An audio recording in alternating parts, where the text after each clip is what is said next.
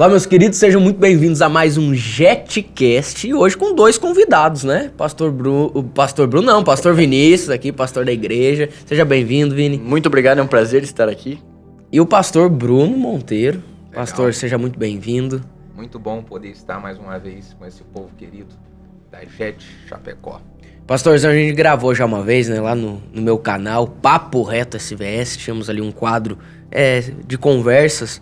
Foi muito proveitoso naquela ocasião, mas eu queria para iniciarmos aí o nosso bate-papo, essa conversa, que o senhor falasse como que foi o seu processo de conversão. Você nasceu em lar cristão, mas apesar de ter nascido, a gente sabe que uma coisa é você nascer, outra coisa é se converter. Como que foi esse processo aí, na sua caminhada? Eu não nasci num lar cristão. Meus pais, eles eram católicos e espíritas. Aquela mistura, atira, né? Pra tudo quanto é lado. É isso aí. E eu cresci dentro desse contexto. Quando eu tinha 14 anos de idade, meus pais se separaram. Minha mãe entrou em um estágio de depressão e muita confusão na mente. Ela passou, né, por momentos muito difíceis e começou a buscar ajuda em diversas religiões. Minha mãe foi para muita coisa, além do espiritismo e do catolicismo. E até que, nessa de buscar por ajuda em várias coisas, ela caiu dentro de uma igreja evangélica, entregou a vida dela para Jesus e começou a orar por mim. Eu não queria saber nada. Quando a minha mãe ela me convidava para ir para a igreja, eu falava assim, minha mãe ficou doida, né? Ela, né? Esse negócio de ficar buscando ajuda para tudo quanto é lugar, caiu em mais uma religião, tá doida, agora ela vai ser crente. Mas eu fiquei como alvo das orações da minha mãe. Eu acho que é muito importante uma mãe que ela busca e ela clama pela vida dos seus filhos, faz uma diferença muito grande. Ela foi pra igreja, você tinha quantos anos? Quando eu tinha 14 anos que eles se separaram, foi assim, logo depois que ela acabou entrando numa igreja. Ela ficou buscando ali algumas religiões e ela, nessa busca, foi rápido. Ela caiu dentro de uma igreja e converteu. Então, nesse período eu fiquei como alvo das orações dela, até que um dia eu senti o desejo de ir na igreja. Falei assim, eu vou. Como eu tinha uma vida muito mundana, né? Eu bebia muito, eu fumava, eu ficava com muita noitada, mesmo nessa época eu tinha 17 anos que eu fui a primeira vez para a igreja, 17, 18 anos mais ou menos. Eu estava com um problema no estômago, uma gastrite que eu tinha por causa de beber, de fumar, noitada, essas coisas. Eu falei, eu vou nessa igreja que a minha mãe me chamou. Quando chegou lá, ela disse, eu vou pedir pro pastor orar por aquela dor que você tem no estômago. Eu falei, tá bom, pede para ele orar. E ele botou a mão, ele orou aqui no meu estômago e imediatamente aquela dor desapareceu. Nossa. Aí eu falei assim, caramba, acho que esse negócio aqui é sério mesmo. E aí eu... Tem efeito. Foi numa segunda-feira, na quarta-feira eu falei, eu vou lá de novo nessa igreja. Eu vou lá pra ver. Uma igrejinha pequenininha, 30 pessoas. Uhum. Eu vou lá de novo. E fui... E naquele dia, a palavra já tocou. No primeiro dia foi um milagre que eu recebi, que eu falei, esse negócio não é brincadeira, né? No segundo dia que eu fui, que foi numa quarta-feira, eu já recebi a palavra entrou em mim e quando foi feito o apelo, quem quer entregar sua vida para Jesus, eu entreguei minha vida para Jesus. Isso numa quarta.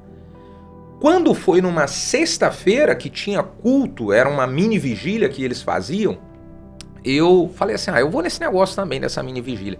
E não sei se vocês chegaram a pegar esse tempo, esse mover de muito Pentecoste na igreja brasileira. Teve um tempo onde, sabe, o negócio, a busca, os jovens, adolescentes buscavam muito, subia monte, vigília, madrugada em vigília. Uhum. Nós tivemos um tempo muito especial nesses anos na igreja evangélica brasileira.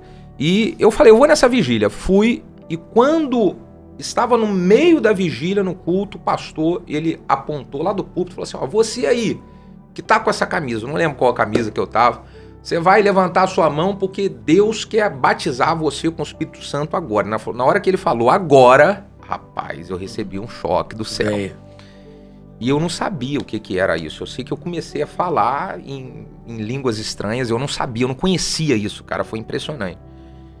E eu não sabia o que estava acontecendo comigo, só sabia que era muito bom, era muito gostoso, eu não queria parar. Dali em diante, eu firmei a minha vida com Cristo, comecei a me envolver na igreja, e aí foi só crescimento. Me diz uma coisa, você nasceu e cresceu no Rio de Janeiro? Rio de Janeiro.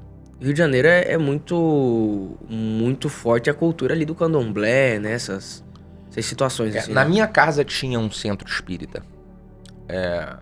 Meu pai era pai de santo, ele era pai de santo. A minha avó, mãe da minha mãe, ela era mãe de santo junto com meu pai. Nossa. Então, o centro espírita que tinha na minha casa, ele era liderado pelo meu pai e liderado pela minha avó, mãe da minha mãe. Dos dois lados, então. Eu cresci vendo muita coisa dentro do espiritismo, muita coisa. Mas Deus, eu acredito que já tinha um selo, né? Porque eu tinha medo daquele negócio. Eu não gostava. Quando eu via aquilo, eu não gostava. O medo fez, então, você não, digamos assim, seguir a linha deles. Eu não gostava. Eu não gostava mesmo.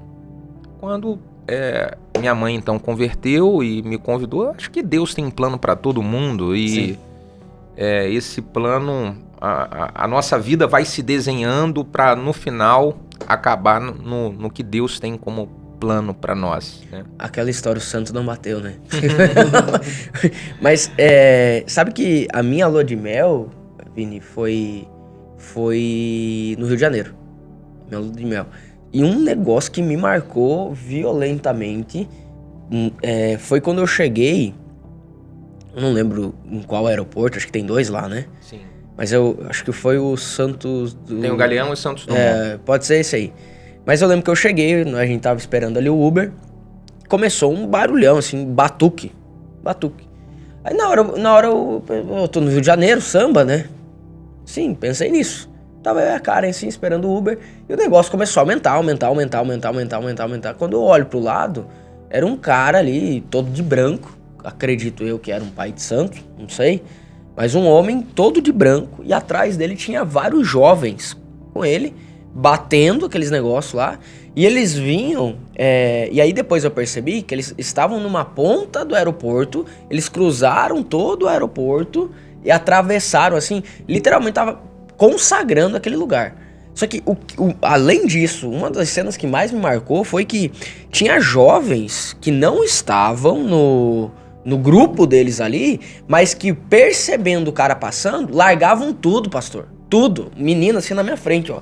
Deixou a mochila pra trás, tirou o calçado, largou assim, jogou o calçado e se jogou aos pés daquele cara. É mesmo? Mas assim, ó, várias pessoas fazendo isso. O cara passando assim, ó, as jovens tirando mochila, deixando o bolso pra trás, tirando o calçado e se curvando diante do cara. Aquele negócio ali me... Eu vi, gente, assim, a questão do maligno usar a vida das pessoas, ela é totalmente verdadeira. Eu via nesses momentos de sessão que fazia lá no centro espírita que tinha na minha casa, o meu pai, quando ele incorporava uma entidade, ele tomava uma garrafa de caninha da roça, uma cachaça que tinha na época, tomava a garrafa assim, ó, direto, incorporado, quebrava a garrafa e começava a pisotear em cima da garrafa. E não cortava descalço. Não cortava os pés. Não cortava os pés. Era uma coisa... Então, isso tudo, eu vi aquilo, muitas vezes eu tinha que estar ali meio que obrigado. Minha mãe falava assim, ó, dá lá, a entidade tal tá mandando você ir lá. Então, era mais ou menos assim, eu era criança, né? Eu não gostava daquilo. E eu vi muito disso. Então, quando se fala que as pessoas, quando elas abrem brecha, que o maligno usa para para questões muito, muito perigosas, muito maldosas. Sim. E graças a Deus que o Senhor me resgatou e nós estamos E aí. pastor, por exemplo, você veio de uma família onde tinha tudo isso, né? Você sentiu um peso diferente, assim? Ou de uma hora para outra, Jesus chegou e transformou totalmente a sua história? Ou teve um processo ali que foi um pouco mais demorado de você... Não, a por ter vivido isso? minha vida, ela, quando eu converti, ela mudou. Da água pro vinho. Assim, em uma semana eu fui batizado no Espírito Santo. Em uma semana eu recebi um milagre de uma cura. Eu entreguei a minha vida para Jesus e fui batizado no Espírito Santo. Tudo isso demorou um processo aí de 7 dias. Então, quando aconteceu, aí ali a minha vida eu comecei a me envolver com a obra de Deus. Muito interessante que a minha esposa, ela foi fazer uma visita na casa da minha mãe. Na época eu não conhecia minha esposa, nem sabia quem ela era. Antes de eu converter, a minha esposa fazia parte de um grupo de visitas do Ministério de Libertação da igreja, e a minha mãe tinha pedido uma visita lá na minha casa. A minha esposa foi, ela tem um dom profético muito forte, Deus usa muito ela nessa área. Ela orando lá na casa da minha mãe, na nossa casa, ela disse para minha mãe: olha, Deus está me falando de que tem muita coisa aqui no solo dessa casa. Olha, e tinha muita coisa enterrada que meu pai fazia. Tem muita coisa no solo dessa casa e tudo que está aqui no solo dessa casa amarra toda a sua família. Deus está tirando tudo isso que está no solo dessa casa e está me dizendo que tem um filho seu, que Deus tem uma obra na vida desse filho seu. Aí minha mãe foi igual o Davi. Na época eu estava viajando, eu estava em São Paulo, na casa do meu pai, que meu pai morava em São Paulo. A minha mãe chamou um irmão mais novo que eu tenho, chamou a minha outra irmã, a minha esposa orou pelos dois, e ela falou assim: olha, Deus está me falando que você tem mais um filho. E é esse que ele está buscando, Deus tem uma obra na vida desse filho. Eu estava em São Paulo visitando meu pai, e quando eu voltei, que a minha mãe me contou isso, que me despertou o desejo de ir na igreja. Aí converti, depois fui trabalhar lá no Ministério de Libertação, de ajuda. Comecei a caminhar muito ao lado da minha líder, né? Pedi conselhos pra ela e tal. Aí e ela aí te libertou da solidão. Ela me libertou da solidão. Na verdade, eu digo que ela foi lá em casa já. Ela devia ter... Na época não tinha redes sociais, né? Mas ela de repente estava me observando em algum lugar pra eu buscar aquele... No mundo espiritual ela já tinha visto tudo. Mas, e como que foi ali pra família do teu pai, até mesmo pra sua avó, né? Sim. A partir do momento que, eu tenho agora um filho que tá aqui de cabeça no evangelho, como que eles lidaram com isso? Então, foi foi desafiador, porque, primeiro, e eu acredito que isso acontece com todo mundo que tem uma mudança radical na sua vida depois de converter, né? Primeiro, começaram a zombar dizendo que era fogo de palha. Porque eu tinha uma vida muito mundana. Muito mundana. Tudo errado. Então, pessoal, só questão de que... E jovem, né? Bruno virou crente agora, que isso, tal. Então, a primeira coisa foi o pessoal achar que era fogo de palha. Depois que eles viram que era sério, eles começaram a me criticar, a dizer que eu tava que fizeram lavagem cerebral em mim, que eu tava ficando muito beato. E eu acredito que isso acontece com todo mundo que tem uma mudança radical, assim, né? Eu comecei a ser, assim, um pouco rejeitado de algumas situações, mas de boa, porque o que eu queria era Deus, o que eu queria era Cristo. E uma coisa, pastor Lucas, que aconteceu, que eu quero até alertar, que pais que estão orando para os seus filhos, hoje a minha mãe reconhece isso, mas quando eu comecei a entrar de cabeça buscando a Deus, tudo que era tipo de vigília eu tava, visita eu tava, subida pro monte, eu entrei de cabeça mesmo em buscar a Deus. A minha mãe que orou por mim, ela chegou e durante muitas vezes ela quis me frear nisso. Ela quis falar assim: Bruno, você não acha que você tá indo demais? Você não acha que você tá muito só igreja, só igreja, só igreja. Olha só que coisa, cara. Olha que cilada, né, do inimigo. E eu não, mãe, eu tô certo do que eu quero. Eu tô certo. E aí, por muitas vezes, a minha mãe que orou para eu me converter, ela quis me frear no chamado de Deus para minha vida. E eu tenho visto isso se repetir, acontecer na vida de muitos jovens. Hoje, como nós temos na nossa igreja muitos jovens e adolescentes, eu vejo jovens e adolescentes com um chamado lindo, com essa fome que eu tinha na época tendo hoje. E às vezes um pai e uma mãe tenta frear esse chamado. Não, meu filho não é só igreja, as coisas não é só igreja. Olha, peraí, se não é só igreja, então, cara, o que é, né? O que é? Né? Mas, graças a Deus... entra naquela situação, né, que o ser humano, ele tem ele tem alguns questionamentos dentro de si, né? Todo ser humano tem. Primeiro, antes de você encontrar Jesus, você tem um vazio. Você tem um vazio. Todo ser humano tem. Que esse vazio você tenta suprir em vícios, né? Seja ele uma bebida, seja ele a droga, seja ele excesso aí de amizades, enfim, tentar fugir de casa, né? Você tá sempre em amigos, mas você não tá em casa. Você tá sempre tentando preencher algo dentro de si. Depois do momento que se tem a conversão, que se tem a aceitação de Jesus, esse vazio ele passa a ser o quê? Preenchido por Jesus. Sim. Aí entra um segundo estágio. E qual que é esse segundo estágio? Qual é o meu propósito? Todo ser humano tem isso. Todo ser humano se questiona qual é a minha missão de vida.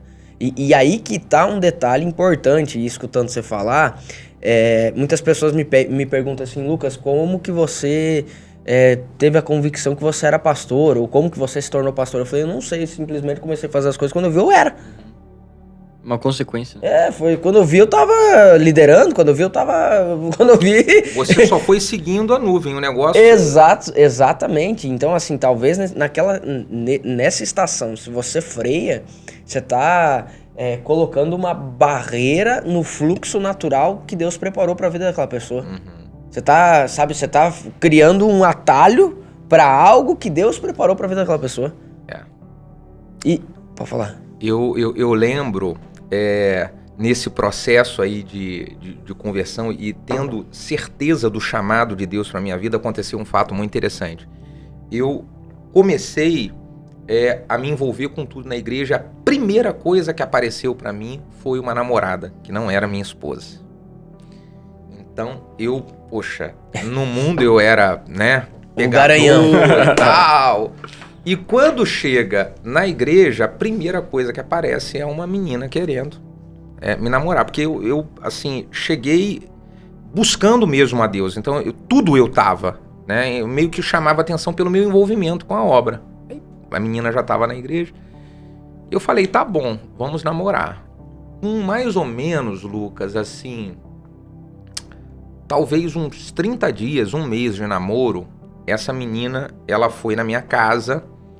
E quando chegou lá na minha casa, minha mãe saiu, a menina, a gente lá, né, namorando, e ela começou a falar pra mim, não, eu quero fazer, vamos fazer isso, vamos fazer aquilo. Uhum. Dentro da minha casa, eu sozinho, o cara que era o pegador antes. Sim. E eu comecei a botar a mão na cabeça, eu falei pra ela bem assim, ó, some daqui. Some, sai. Eu tava buscando muito a Deus. Falei, some. Botei a menina pra fora. Depois que eu botei a menina pra fora de casa, e ela disse, não é nada disso. Eu me tranquei dentro do quarto e eu botei a mão na cabeça. Eu falei assim, eu tô ficando maluco. Fizeram lavagem cerebral na minha cabeça mesmo. Eu tô ficando doido, não é possível esse negócio de igreja. Porque a minha mãe já vinha falando. Até que eu, nessa de ficando doido, eu fui orar. Deus, fala comigo. Deus me visitou e ele falou, você não entrou nessa porque eu tenho um chamado com você. Uau. Ali consolidou na minha vida o chamado. Uau. Né?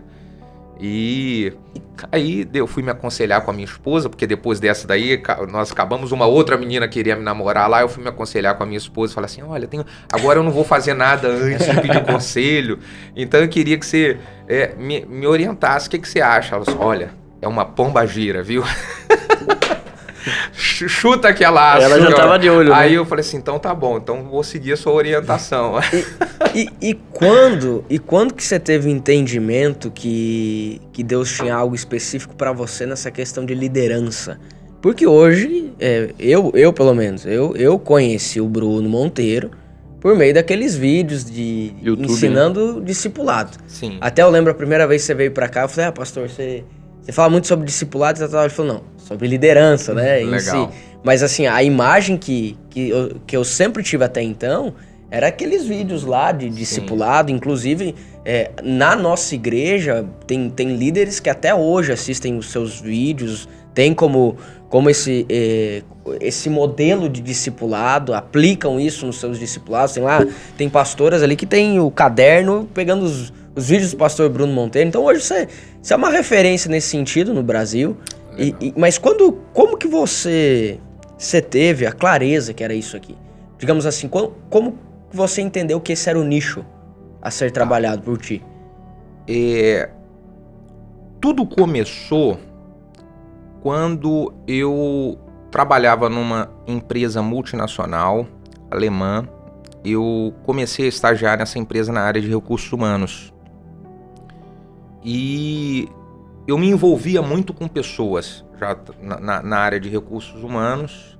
Eu tinha muito contato com funcionários da empresa para treinar eles para existia algumas palestras que a empresa dava, e eles começaram a me chamar para dar essa palestra. E eu comecei a sentir de que eu tinha uma capacidade para treinar as pessoas, isso na empresa. E eu comecei a pegar isso e aplicar na igreja.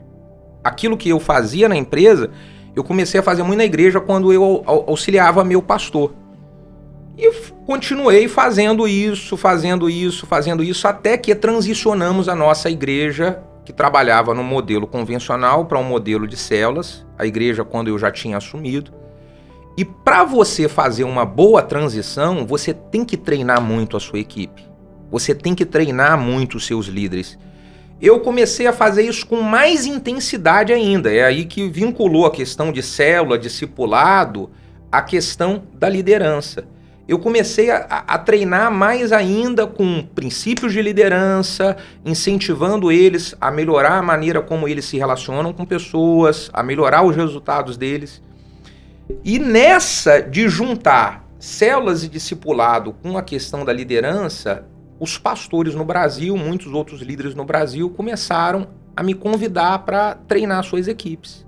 Aí, cara, o negócio ficou claro. Eu falei assim, não, o que Deus tem de chamado para mim é mesmo treinar e capacitar líderes. Tanto é que criamos, na época, o nosso canal no YouTube chamava-se Liderança de Sucesso, e não Bruno Monteiro. Hoje nós mudamos para Bruno Monteiro, mas antes Liderança de Sucesso. Então, o discipulado e a célula é apenas algo que complementa o meu chamado para treinar e capacitar líderes, porque eu amo treinar e capacitar líderes nas diversas áreas. Entendi. E por que você acredita que o modelo celular é um modelo eficaz para a igreja? Por que eu te peço isso? E eu sei que vocês trabalham com célula e, obviamente, você tem uma boa opinião sobre isso. Mas porque nós escutamos por muito tempo e eu, nos últimos tempos, não tenho escutado muito mais acerca disso. Mas teve uma época, principalmente no Brasil, que você falar de célula não era legal. Era como se fosse não, você tá colocando algo aí na igreja porque você só quer crescer. Então, não trabalhar com célula não era bem visto por algumas partes do meio cristão. Mas por que lá atrás você olhou para isso, olhou para o sistema celular, né? Olhou para o processo, pelo método celular, e você falou assim, não, é isso aqui mesmo, e isso aqui é de fato algo muito bom. Eu acredito que o modelo de células, ele é o modelo da igreja de Atos. Quando Sim. você vê a explosão que teve na igreja de Atos, o que mostra ali é que a igreja ela ia crescendo e se multiplicando, porque eles tinham reuniões que faziam no templo e nas casas. E isso hoje, se a igreja ela replica o modelo da igreja de Atos, ela vai experimentar o que a igreja de Atos experimentou. Eu vi isso lá atrás, quando nós éramos uma igreja no modelo convencional sem células. Falei, nós tínhamos umas 150 pessoas, então eu falei assim, eu sempre tive esse desejo de ver a igreja avançar, crescer, ser uma referência na cidade, ganhar novas pessoas, formar discípulos de verdade, e eu ficava, como? Tá, beleza, eu quero replicar esse modelo da igreja de Atos.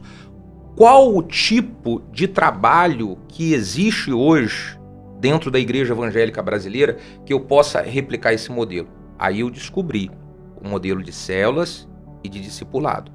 Então, vamos aplicar isso aqui na igreja. Eu comecei a estudar, a buscar, aplicamos, e eu vejo que uma igreja que ela trabalha com células e com um discipulado de qualidade, essa igreja ela se torna uma igreja saudável, crescente de maneira contínua. Eu acho que é uma forma muito eficaz de garantir o cuidado das pessoas, né? Garantir eficaz desde aquilo que você falou, desde que o processo ele esteja bem feito, porque senão é desastroso. Não, você acha que está sendo cuidado, mas não está. Existem muitos líderes que eles dizem de que não, célula não funciona, eu tentei, porque tentou fazer de uma maneira que não é a maneira correta. Então você tem que saber a maneira como você vai iniciar um trabalho com células e com discipulado na igreja. Sim.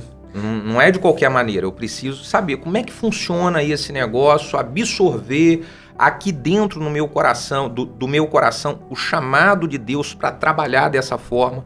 Uma vez que eu recebi aqui dentro, beleza, eu vou aqui aprender tudo que Deus tem para mim dentro desse modelo e depois eu vou replicar com a minha igreja, replicar com a minha equipe, para que o processo possa continuar. Como que foi o processo de transição de uma igreja que não tinha célula para a igreja que tem célula? O processo... O meu processo foi muito saudável, muito legal, pastor Lucas.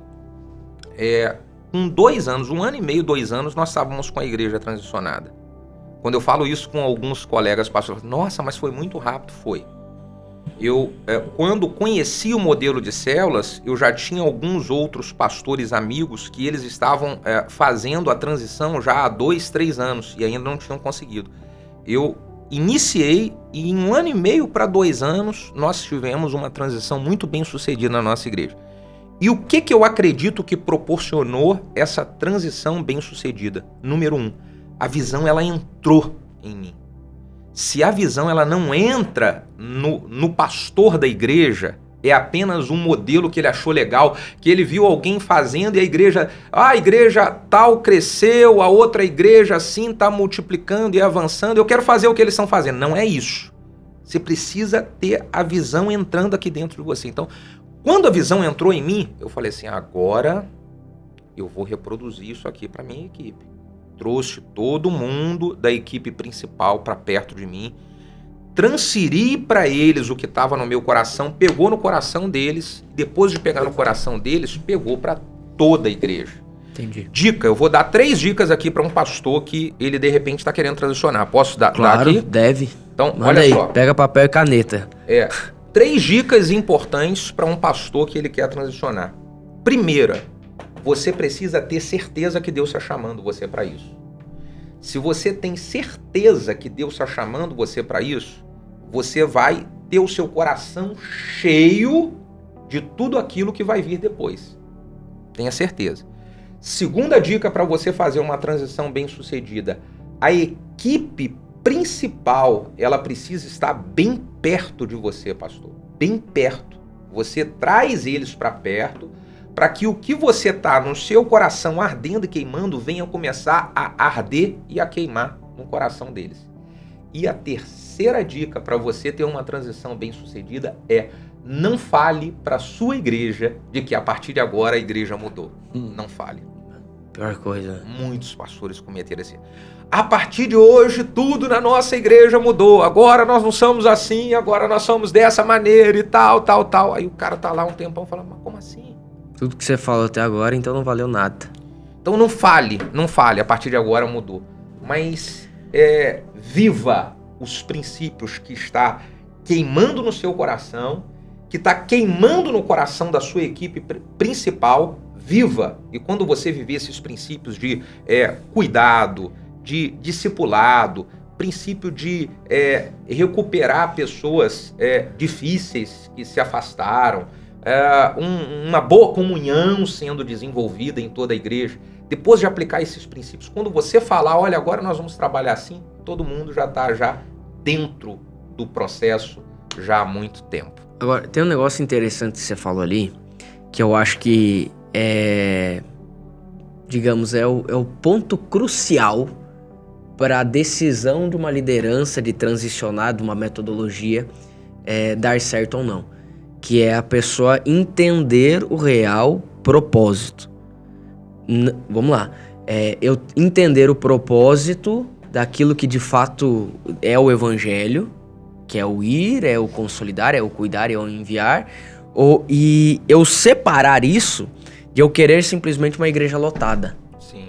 Uma igreja cheia de Sim. pessoas vazias. Sim. Qual é a dica que você daria para esta pessoa que ela tá atrás desesperadamente de uma metodologia, ela tá atrás desesperadamente de uma forma para fazer com que a igreja dela encha o auditório? Que dica que você daria? Bom, primeiro que todo mundo quer que tá à frente de uma igreja, tá liderando um projeto, quer ver o seu projeto dando certo. Claro. O cara quer crescer, então todo mundo quer. E é óbvio que ele vai querer aprender com quem está dando certo, com quem tá fazendo. Ele vai olhar, puxa vida, se ela tá... Ótimo, tá tudo bem até aí. O que o cara precisa é entender, Deus, esse modelo, é dessa forma que o Senhor quer que eu aplique aqui nesse lugar onde o Senhor me colocou. Então ele vê outras coisas e falar assim, puxa vida, eu vou aprender com esse cara aqui. Tudo isso faz parte para você entender o que Deus quer para você. Você só vai entender o que Deus quer para você se você conhecer as diversas maneiras que existem. Então, olhou aquilo, agora, Deus, é isso que o Senhor quer para mim? Então, beleza, eu quero e eu vou pagar o preço. Quem quer, paga o preço. Eu ouvi esses dias uma história bem interessante de um japonês que ele tinha uma loja de eletrônicos e na loja dele tinha iPhone, iPad, MacBook, tudo que se imagina dos eletrônicos mais tops que a galera quer. E aí, na fachada da sua loja estava uma placa escrito assim, entre e pegue, de graça. O cara passou na frente da loja, olhou, né? iPhone, MacBook, iPad, entrou, pegou, botou no carrinho, botou um monte de eletrônico, telefone e tal, e na hora que ele tá saindo da loja, o cara... Ei, psh, vai aonde? Mas não tá escrito que é de graça? Sim, é de graça. Você quer? Aí o cara, quero. Se quer, paga, porque de graça é pra quem não quer. Quem quer, paga. Olha aí. O que significa isso daí? Se você de fato quer viver o propósito que Deus tem para sua vida, aquilo que Deus está te chamando, vai ter um preço para pagar. E aí pague o preço. Pague o preço de ter tempo para treinar a sua equipe. Pague o preço de enfrentar os desafios que vão se levantar no meio do caminho. Pague o preço de buscar treinamento, capacitação para você e para as pessoas que estão ao seu lado. Por quê, Pastor Lucas? Quem quer, paga o preço. E quem paga o preço, desfruta. Olha aí. Pastor, existem pessoas que podem até estar nos assistindo hoje que estão aplicando esse método em cidades onde no início tudo é difícil, né? Agora, o que fazer para aquelas igrejas que estão iniciando o processo e estão com dificuldade das famílias abrirem a casa para fazerem células e clãs, enfim? Você já deve ter percebido, né, notado, assim, em diversas igrejas que tu passou, que algumas igrejas têm essa dificuldade. Sim, As pessoas não abrem a casa para fazer o clã, a célula. E aí, o que faz nessa hora? Legal, isso daí é uma dúvida muito, muito boa que algumas igrejas no Brasil passam por uma situação como essa. Inclusive, existem 3 situações que todo mundo que precisa, que vai trabalhar com célula precisa resolver. Primeiro, para você iniciar uma célula, multiplicar uma célula, você precisa de ter um novo líder. Existem pessoas que elas não sabem e não conseguem formar um novo líder. Então, ela começou uma célula e ela não multiplica.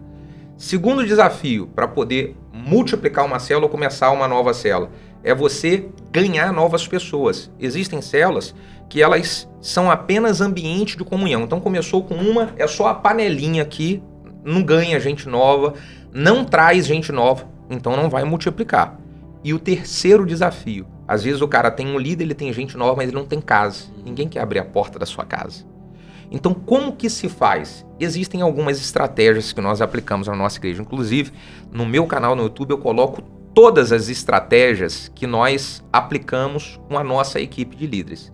Mas vai aqui 2 para uma igreja que está com esse problema. Ninguém abre a porta da minha casa. Comece com uma célula online. Faz uma célula dentro do Zoom, faz uma célula dentro do Meeting, e aí você ali vai trabalhando para que a galera possa começar a entender. Reúne com eles, já é o começo. A segunda é iniciar, isso aqui está dando muito certo em algumas igrejas que eu tenho orientado, comece uma célula com um tempo de término. Exemplo, pastor Vinícius, olha, nós vamos fazer uma reunião, podemos fazer na sua casa, essa reunião que nós vamos fazer na sua casa, ela vai durar 3 meses. Nós estamos agora no mês de agosto, então ela fica agosto, setembro, depois de outubro acaba. Tudo bem? Quando você dá um tempo para acabar, o cara, tem tempo para acabar? Eu quero. Então, você usa isso como uma estratégia, por quê? Você fez a célula lá na casa do Vinícius com tempo de acabar. Ele já sabe que vai acabar naquele período. Quando a célula começou a acontecer, o que normalmente acontece? O Vinícius toma gostinho. Na hora que vai sair, ele fala, pô, tão bom, cara. Puxa, que legal. Pode continuar? Pode. Se o Vinícius não quiser, não tem problema. Daqueles 10 irmãos que tem ali, outro vai falar bem assim, puxa vida, pode ser na minha casa agora? Beleza, pode. Ou seja, você faz a célula acontecer. E você pode vincular essa estratégia, treinando a equipe, passando para a igreja, para que as pessoas possam adotar essa estratégia, usando o texto da casa de Obed-Edom. Quando a arca ficou na casa de Obed-Edom, por quanto tempo? 3 meses. E quando a arca ficou na casa de Obed-Edom, o Senhor abençoou tudo na casa de Obed-Edom. Então, você usa esse texto e fala assim, 3 meses. E aí nós vamos orar para que Deus abençoe tudo aquilo que você precisa que seja resolvido dentro da sua casa. Muito bom. Maravilhoso, tem dado muito certo. Sim. E para ti, quais são as características de um bom líder? Características de um bom líder, eu amo falar isso. Na minha vida, eu aplico e passo para outros líderes que trabalham ao meu lado alguns princípios que fazem parte de uma liderança bem-sucedida. Primeiro, todo líder precisa ter uma visão a respeito do seu futuro. Liderança você precisa exercer liderança com visão de futuro. O que você quer alcançar no futuro para você? O que você quer alcançar no futuro para o projeto que você está liderando? Se você não tiver visão, sem uma visão, você não consegue conduzir pessoas para ir ao seu lado. Então, primeiro, visão. Segundo, o líder ele precisa ser um líder estrategista, porque toda visão ela vai ser executada com uma estratégia que você vai receber de Deus para fazer a visão se tornar realidade. Esse cara precisa pensar em montar um plano, montar uma estratégia. Como nós vamos executar, fazer essa visão, ela se transformar em realidade? O que a gente vai fazer dia a dia para essa visão se tornar realidade? Terceira característica, o líder ele precisa ser bom em formar equipe. Se você olha tudo que cresceu, que se tornou poderoso, que nós admiramos, que você admira, isso foi construído não por uma única pessoa, isso foi construído por uma equipe. Então, o bom líder tem que ser bom em formar equipe. Ele tem uma visão, ele tem uma estratégia, mas ele tem uma equipe que trabalha do lado dele para fazer o negócio acontecer e a visão se transformar em realidade. E quarto, eu amo isso daqui, o líder precisa ter atitude. O cara tem que ter atitude vinculado à coragem. Se você tem uma visão, você tem uma estratégia, você tem uma equipe, mas você não tem atitude, coragem, ousadia para topar desafios maiores que Deus está te chamando, ver o elástico esticar, sabe? Você vai ficar limitado. Então, eu quero dizer para você, líder que está acompanhando a gente aqui, olha, coragem, atitude, ousadia, vai para o próximo nível, passa de fase nesse videogame aí, meu amigo. Porque liderança bem-sucedida, para mim, tem que ter pelo menos essas 4 coisas. E aquela pessoa que você olha para ela, você vê o potencial de liderança que ela tem, ou potencial não só de liderança, mas em fazer algo a mais do que aquilo que ela está fazendo, só que ela não se vê, ela não se enxerga, ela é apenas um potencial. O líder, o pastor, enfim... Todo mundo vê. Todo mundo. E seja isso que a gente tá falando, não só no âmbito igreja, né? Em todas as áreas. É aquele funcionário, o chefe vê o potencial, mas o cara se limita a fazer só isso. Como que você faz a lapidação desse diamante? Como lapidar esse diamante? Como fazer com que a pessoa entenda que ela pode mais do que aquilo que ela acha que é o limite dela? Existe um trabalho que você pode fazer com pessoas assim, e tem muitos que nós fazemos lá, esse trabalho. Inclusive eu faço esse trabalho coletivo, com um monte de líder em treinamento que ainda não assumiu o chamado. Esses líderes em treinamento, eles estão cheios de potencial. Só que potencial, pastor Lucas, ele não é nada se ele não se transformar numa potência. Sim. O potencial é apenas uma possibilidade. Sim. Ele precisa se transformar em uma potência. Se você escuta muitas pessoas falar, puxa, você tem um potencial tão grande, você tem... esquece porque isso não é nada. O que é alguma coisa é quando você deixa o potencial se transformar em potência. Resultado. Você se manifestou em alguma coisa concreta. A sua liderança se manifestou em alguma coisa concreta. Então, cara, que ele é só um potencial, qual o trabalho que nós fazemos com ele? Nós fazemos o trabalho do reforço positivo. Esse cara tá com uma vozinha aqui na mente dele dizendo, você não consegue, você não vai dar conta, você não foi chamado para isso. Essa vozinha tá aqui na mente dele constantemente. O trabalho que nós como líderes precisamos fazer com essa galera é o reforço positivo, é fazer uma voz diferente dessa que ele tá ouvindo ficar ali impactando a cabeça dele. Então num treinamento como é que eu faço? Eu digo constantemente, vocês foram escolhidos para revolucionar nessa cidade. Você tem um chamado, uma palavra que eu uso muito, inclusive pregando. Eu uso muito essa palavra porque é um reforço positivo. Deus não tirou você de onde tirou e fez o que ele fez na sua vida para você ficar aí parado com uma vidinha mais ou menos. Deus tirou você de onde tirou e fez o que ele fez na sua vida porque ele acredita que você é capaz de realizar grandes coisas. Então, bora levantar e fazer o que precisa ser feito. A caminhada de liderança, ela muitas vezes, ela é difícil, né? Ela é uma caminhada. O líder, muitas vezes, ele... Ainda mais quando ele vem pro contexto religioso, né? Eu acho que isso se agrava ainda mais. Porque você tem a mentalidade que o pastor é o intocável, né? O ser que não tem problema, que não tem dilema, sabe? Só resolve dilema, só resolve problema, mas não tem, né? Se passa uma imagem inconscientemente disso. Como é que você passou, que você até compartilhou conosco ontem, aquele processo de ansiedade, né? Tem até um livro que foi lançado, mas eu queria que você falasse um pouco sobre isso, sobre o líder ele entender que ele é um ser humano, ele precisa de ajuda, ele precisa ser cuidado, ser liderado também, sabe? Como entender, a pergunta seria a primeira, entender isso, e a segunda é de fato se colocar numa situação que saiba que, cara, eu não sou super-homem não vou conseguir resolver todos os problemas do mundo e... Bom, pastor Lucas, primeiro, não é um líder, não é um super-homem, ele passa por muitos desafios no meio da sua caminhada, né? Eu vou dizer aqui pelo menos 3 desafios que eu enfrentei e que eu acredito que muitos líderes estão enfrentando também. E como, né, fazer. Bom, o primeiro grande desafio que eu enfrentei foi eu perder alguém da minha equipe que eu nunca imaginava que iria perder.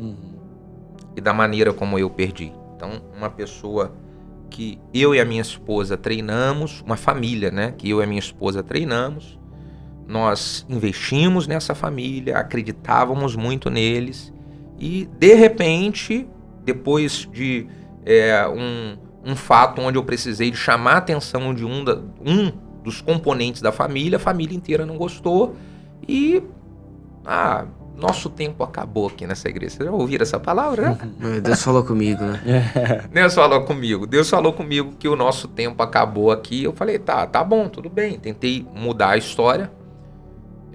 Não consegui ali. Não, Deus falou. O que colocaram foi exatamente isso, né? Deus falou que o nosso tempo acabou e tal. Eu falei, não, beleza, tudo bem, podem ir. Eles foram e eles levaram com ele umas 30, talvez 40 pessoas na época. Aquilo foi um desafio muito grande para mim. Meu coração ele ficou muito ferido com aquilo. E eu precisei de lidar. Quantas pessoas tinham na igreja na época? Na época nós devíamos de ter umas 150, talvez. Não, começamos a transição com 150. Nessa época já tínhamos mais de 200 pessoas. Então levaram basicamente um quarto da igreja. Já tínhamos mais de 200 pessoas. E o meu coração se fechou. Então, primeiro desafio que eu precisei lidar, e não tinha muito a ver com o erro deles, tinha a ver comigo, que isso aqui é uma chave para os líderes que crescem. Eles não podem ficar, por mais que as pessoas falharam, erraram com você, colocando a culpa de algo que está acontecendo dentro de você nos outros. Sim. Então, eu comecei, depois de um ano travado, eu em crise fui pedir ajuda e eu comecei a identificar de que o problema que estava acontecendo da igreja estar travada era porque o meu coração estava travado, meu coração se fechou. Eu aprendi que quando o coração fecha, a unção acaba. O meu coração tinha se fechado, então eu precisei de vencer esse desafio de perder gente que eu imaginava que não iria perder, que era um desafio aqui dentro. Pronto. Todo líder, ele passa por desafios assim, precisa aprender a lidar. E é aqui dentro, é com você, não é com quem está do lado de fora. O segundo grande desafio que eu enfrentei foi passar por um tempo de muito trabalho, muito investimento, pastor Lucas, e você não vê o resultado que você estava esperando ter.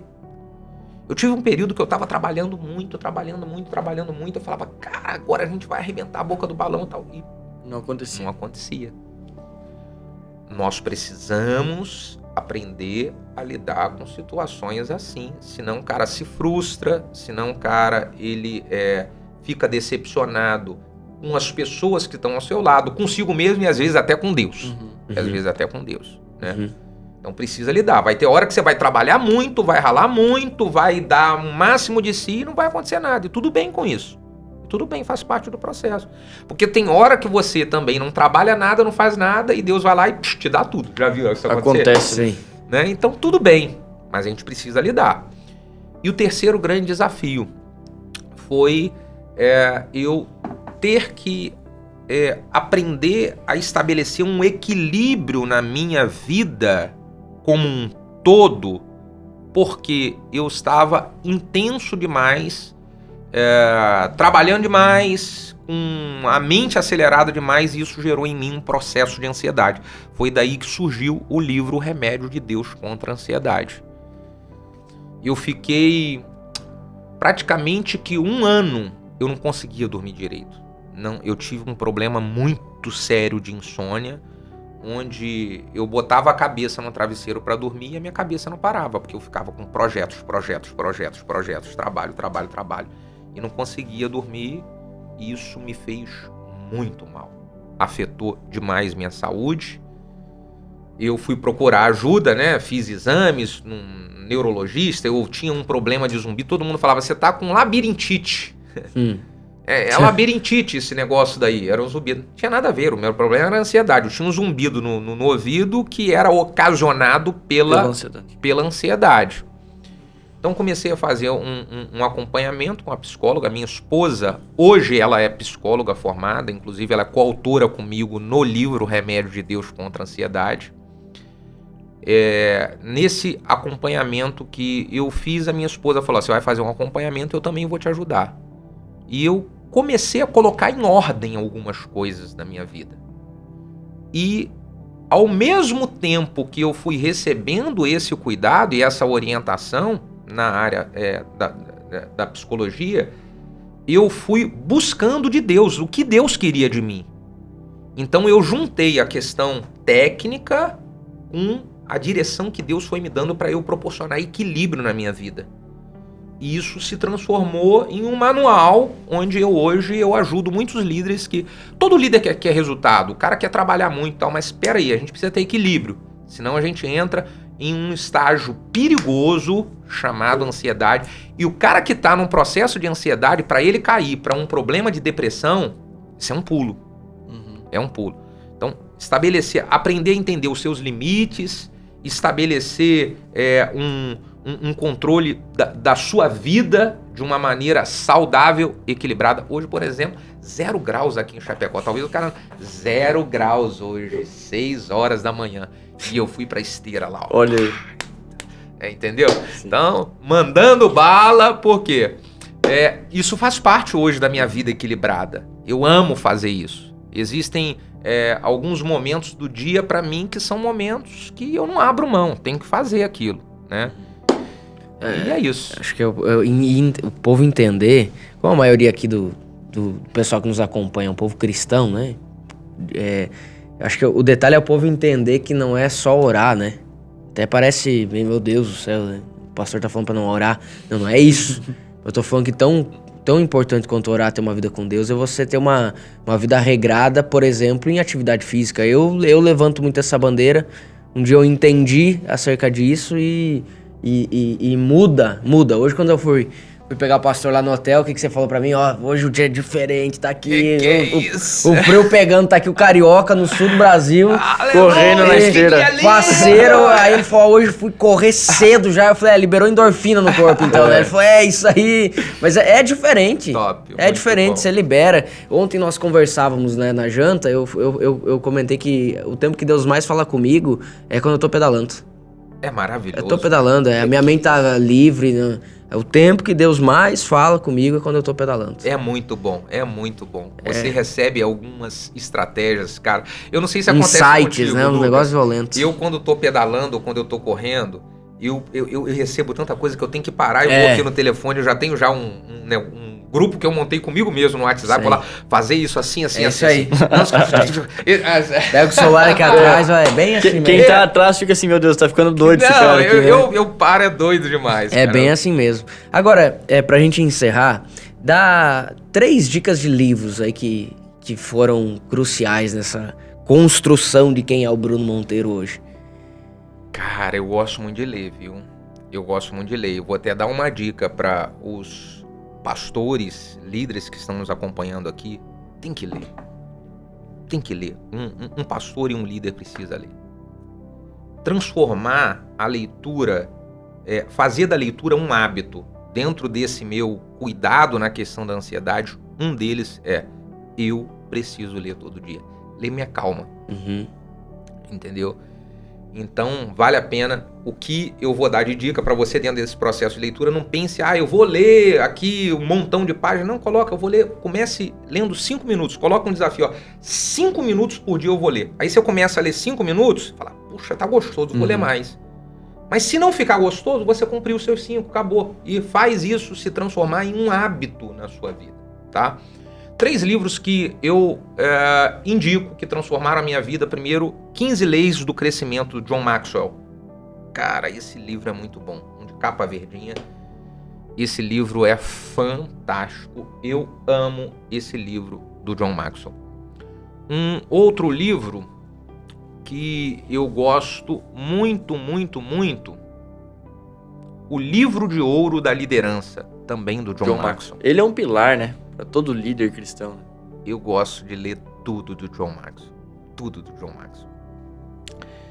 E um terceiro livro, eu preciso falar aqui do meu livro, que é O Remédio de Deus contra a Ansiedade, porque é o meu manual. É o manual, é aquilo que eu aplico na minha vida para me proteger. E, inclusive, tem o meu livro na Amazon online. O cara que entrar lá na Amazon, ele já adquire. Já adquire ele online lá. Tá bom? Baratinho. Baratinho, baratinho. O cara até que é assinante da Amazon, lê ele de graça. Olha aí. Tá vendo? Bom saber. Bom, né? Aí, e líderes que você se espelha? Líderes que eu me espelho. Cara, fora do Brasil, John Maxwell, eu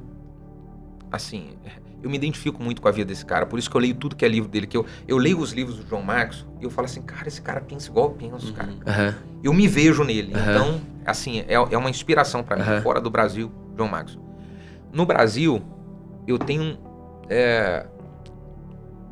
são vários, mas eu vou falar 3 caras. Eu vou falar 3 caras que eu admiro e conheço eles pessoalmente.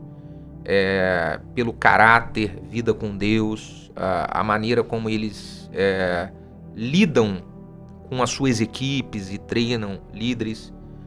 Um deles é o pastor Josué Gonçalves. O pastor Josué Gonçalves, ele é um cara que me inspira muito pela vida dele com Deus, pela idade que ele tem, a disposição que ele tem para fazer tudo que ele faz, pela humildade, pelo caráter. Eu tive o privilégio de ministrar uma vez na igreja do Josué Gonçalves e quando acabou, ele me chamou para ir jantar na casa dele. Ele falou assim, Bruno, não vamos jantar fora, vamos lá em casa, a Rose vai fazer lá um pão, um sanduíche. Você se incomoda? Eu falei, de jeito nenhum, vamos lá. E aí, de jeito nenhum, ficamos lá, ele me mostrou a casa dele toda, o lugar onde ele faz lá o tempo dele com Deus, os livros, olha só que coisa legal. Aí comemos, conversando, ficamos até, eu acho que umas 00:30, quase 1h da manhã conversando.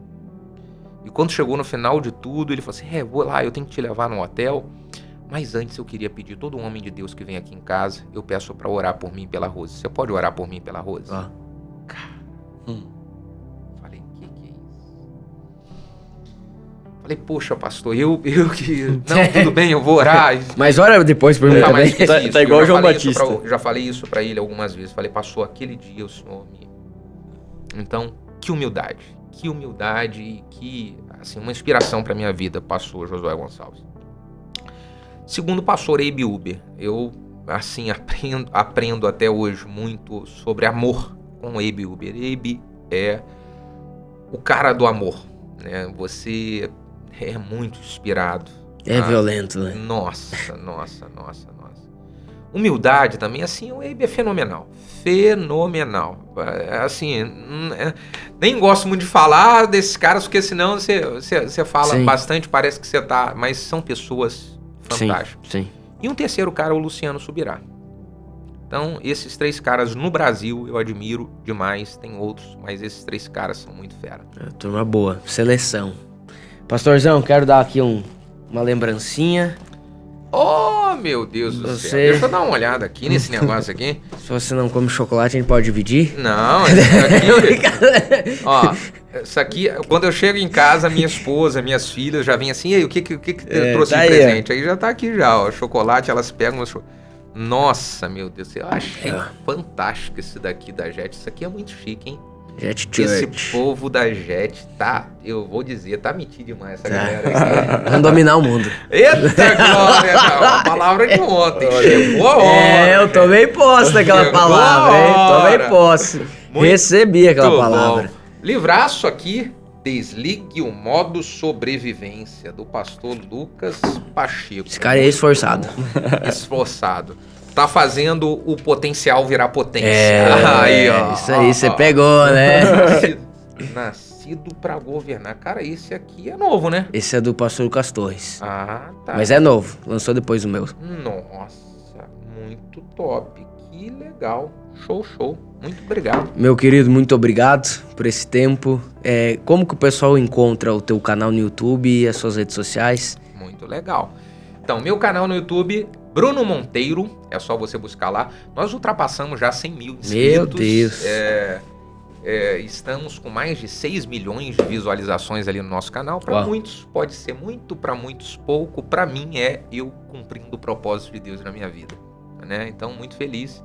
Vale a pena você pegar lá. Tem conteúdo bom para você lá no YouTube. Meu Instagram é Pastor Bruno Monteiro. Você pode me seguir lá e acompanhar o meu dia a dia. Como é que é a minha rotina saudável, equilibrada, vida com Deus? Está lá no meu Instagram. Vale a pena você acompanhar o meu dia. Foi um prazer estar com vocês aqui, Pastor Lucas, Pastor Vinícius. Esse povo da JET é um povo muito querido, especial. Eu amo todas as vezes que eu estou aqui servindo a vocês, e a minha casa aqui no Sul é a JET Chapecó. Olha aí. Obrigado, pastor. Obrigado, pastor Vinícius também. Queridos, você que está escutando esse podcast, está aí nas plataformas de áudio, como também aí no YouTube, pegue e compartilha com o máximo de pessoas. Se você foi abençoado por alguma coisa que foi falada aqui, compartilha aí com no mínimo 3 pessoas. Você que está no YouTube, escreve nos comentários qual foi a parte que mais tocou o seu coração. Lembrando que no momento que nós estamos gravando esse podcast, estão abertas as inscrições para a Conferência Conquiste para Elas. Você pode clicar no link que está aí nas observações do vídeo, assim como também do Imersão 7 e 8 de outubro, tá bom? Queridos, que Deus abençoe sua vida e compartilha com o máximo de pessoas.